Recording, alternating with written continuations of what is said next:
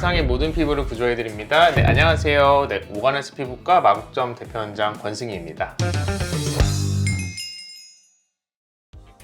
최근에 올라갔던 홍조 영상에 댓글이 많이 달렸더라고요. 진짜요? 네. 확실히 홍조에 대한 고민이 많으셨던 것 같아요. 그래서 오늘은 치료 과정도 좀 보여드리고 상담하는 것도 좀 살짝 보여드리고 그때 이제 미처 얘기하지 못했던 내용들에 대해서 조금 더 자세히 얘기해 볼까 합니다. 안녕하세요.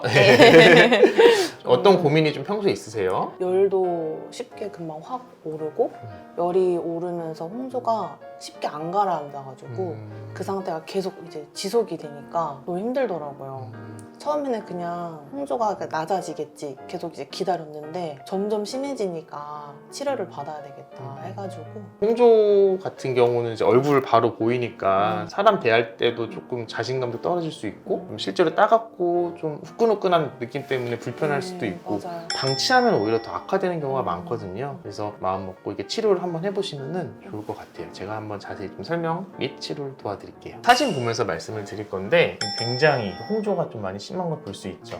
분홍색 정도의 그 기저에 깔린 톤 정도 있으신 분들도 많고요. 지훈님 같은 경우는 거기서 더 나아가서 멍든 것처럼 빨갛게 돼 있는 부분들이 있죠. 홍조가 좀 많이 오래돼서 지속된 단계다라고 생각을 해볼 수 있을 것 같아요. 홍조가 생긴다는 것은 결국에는 우리 피부 장벽이 무너져서 외부의 자극을 받고 그거에 대한 피부의 반응으로 이렇게 홍조가 생긴 건데 이제 이거를 좀 우리가 치료를 해 나갈 거예요. 홍조를 할 때 중요한 거는 이제 몇 가지 포인트들이 있는데 이미 늘어난 이 혈관을 없애는 V빔 레이저 위주로 할 거고 그다음에 이제 장벽 강화를 해주는 치료 그다음에 그 장벽을 좀 무너뜨리게 되는 그 원인에 대해서 찾아서 그 부분을 함께 교정해 나가도록 하겠습니다. 지윤님 같은 경우는 모공이 굉장히 또 많이 발달해 있어요. 보시면 나비존의 미간 이런 데서 좀 모공이 많이 발달해 있는데 수분이 부족한 지성 피부 타입에서 이것이 좀 오래되고 반복되다 보니 이렇게 홍조가 생기는 거고 이런 걸 이제 치료해 나갈 거고 홍조 치료하시는 분들이 이제 가장 많이 고민하시거나 생각하시는 게 한두 번에 좀 좋아질 수 있냐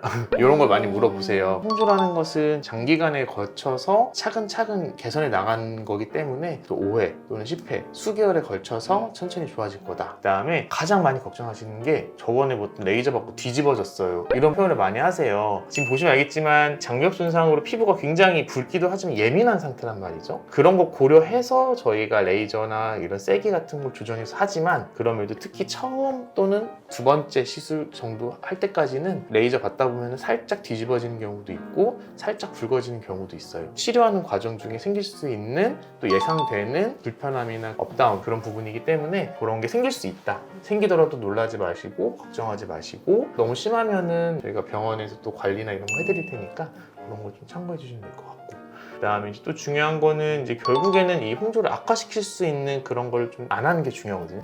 대표적으로는 특히 술. 그래서 우리 술 마시는 사람들 보면 항상 얼굴 빨갛잖아요. 술 자체가 혈액순환을 좀 빠르게 하면서 홍조가 있는 분들은 그 홍조가 더 심해지고 예민하고 따갑고 가려울 수 있거든요. 술이나 찜질방 사우나 이렇게 탕에 들어가는 거 그런 것도 좀 조심해 주셔야 되고 그 다음에 이제 여성분들 같은 경우는 이제 화장하고 세안을 할 때 꼼꼼히 씻겠다고 막 이중세안, 삼중세안을 하시는 분들이 있어요. 이렇게 홍조, 특히 장벽이 손상된 분들한테는 그러한 이중, 삼중 세안에 오히려 더 자극이 되고 장벽을 손상시켜서 홍조를 악화시키는 요인이 되거든요. 그런 것들을 좀 주의해주고 가급적 화장은 안 할수록 좋고 세안도 단일 세안, 폼클렌징으로 부드럽게 자극을 최소화하는 게 좋고 스크럽 같은 것도 결국 물리적 자극이기 때문에 지금 상태는 좋지 않다. 그런 거 좀 신경 써주면서 차근차근 저와 함께 치료해 나가면 좋을 것 같습니다. 일반적으로 홍조가 케이스가 몇 가지 정도 있어요? 방금 이제 상담했던 분처럼 모공이 굉장히 발달해 있으면서 그 주변으로 특히 홍조가 많이 생기신 분도 있고 피부가 굉장히 얇고 예민하고 혈관이 막 많이 늘어나 있으세요. 특히 이제 중년 이상 분들이 그런데 오랫동안 이제 햇빛이나 자극에 의해서 손상받아가지고 눈에 보일 정도로 혈관이 늘어나 있는 분들 어렸을 때부터 그냥 타고나기에 좀 굵은 혈관들이나 선천적 모반이라고 하죠. 그런 것들이 있는 케이스 그 정도로 보일 수 있을 것 같아요. 치료할 때 제일 조심해야 되는 포인트가 뭐예요? 일단 조급해하지 않는 거. 너무 조급해하면 어떻게 되냐면 너무 강한 에너지를 바로 빠르게 하려다 보니까 오히려 더 뒤집어지거나 문제 생기는 경우가 많거든요. 낮은 에너지부터 시작해서 차근차근 올려나가는 게 중요하고요. 단순히 레이저만 받는다고 끝이 아닌 거. 꼭 레이저만 전부는 아니에요. 악화될 수 있는 걸 피하고 그다음에 일으킬 수 있는 걸 조심하고 이런 것들도 중요하기 때문에 그런 것들도 같이 신경 써주시면 좋을 것 같아요.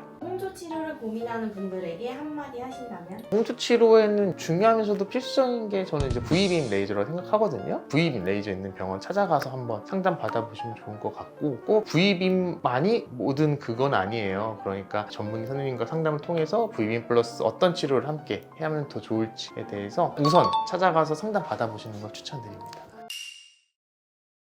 치료 시작할 건데 아까 말했듯이 홍조가 있기 때문에 일단 그거를 좀 잡기 위한 V빔 레이저, 그다음에 모공이 많이 발달했다고 했잖아요. 거기에 이제 피지 분비가 좀 많이 있으시더라고요. 그래서 좀 피지를 잡아주는 카프리 레이저, 오늘 이렇게 두 가지로 좀 시작을 해보려고 합니다. 그리고 에너지는 저는 이렇게 강하게 오늘은 안 할 거예요. 너무 세게 하면은 좀 뒤집어지는 경우가 종종 있어서 작은 단계부터 좀 시작해 보도록 하겠습니다.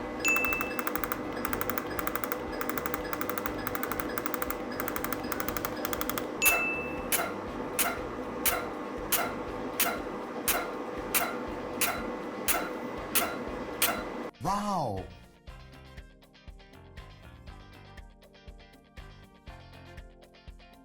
홍조 때문에 오시는 분들이 주로 어떤 오해를 하고 오시나요? 치료가 안 되고 평생 가져가야 되는 이제 질환이다 라고 생각하시는 분들도 많더라고요. 분명히 치료가 될 수도 있는 홍조도 많거든요. 처음부터 너무 막 안 된다고 생각하지 마시고 시도해 보셨으면 좋겠어요. 장기전이라고 하셨는데 이유가 있어요? 많은 치료를 해보면 느끼는 게 방향성을 가지고 잘 가고 있는데 그 속에서는 이제 왔다 갔다 할 수 있단 말이죠. 이제 이거를 좀 견디지 못하고 포기하는 분들이 많고, 그런 경우가 너무 안타깝고, 그렇기 때문에 좀 항상 미리 차근차근 하자고 말씀드리는 편이고요. 홍조가 생기는 과정도요, 하루아침에 생기는 게 아닙니다. 결국에는 어떤 문제든 잘못된 습관이든 환경이든 이런 게 오랫동안 반복적으로 노출돼서 생기는 게 홍조이기 때문에 좋아지는 것도 그만큼 시간이 걸리고 조금씩 좋아진다. 오늘은 이렇게 홍조 실제 이제 환자분하고 치료 과정 및 여러 가지 얘기를 나눠봤는데요. 홍조가 의외로 많은 분들이 앓고 있거든요. 홍조기가 보이고 좀 붉고 혈관이 늘어나 있는 것 같고 후끈후끈한다거나 따갑고 예민하다. 그러면은 소잃고 외약간 고치는 것보다는 사전에 이제 준비하고 예방하고 더 심해지는 걸 방지하는 게 제일 좋거든요. 조금 의심된다 싶으면은 한번 와보셔서 상담 받아보시면 좋을 것 같습니다. 지금까지 이제 오가나스 피부과 마곡점 대표원장 권승이었습니다. 감사합니다.